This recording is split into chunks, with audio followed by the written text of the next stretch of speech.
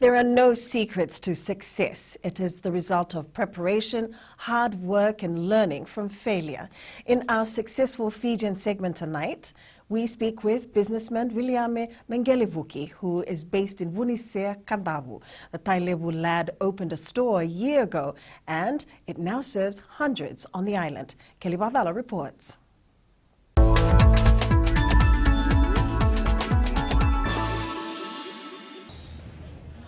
We are bringing this service. Williame Nangelivuki grew up in the mainland, but his passion of becoming an entrepreneur has led him to serve people in Kandavu.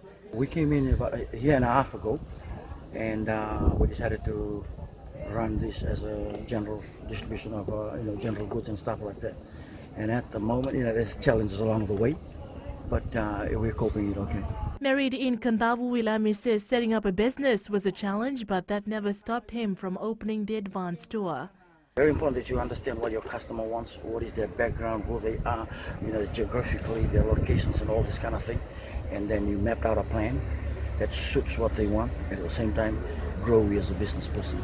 Growing up in a big family, Williame knew he stood out from the rest of his siblings as he was business-minded.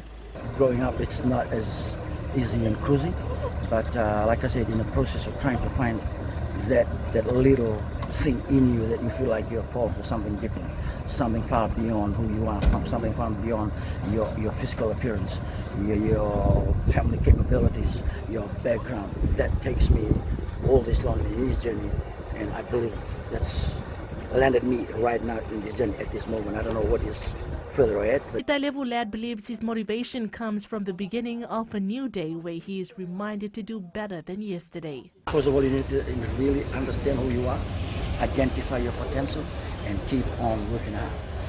The key to it is keep on working hard. Working hard is the key to success.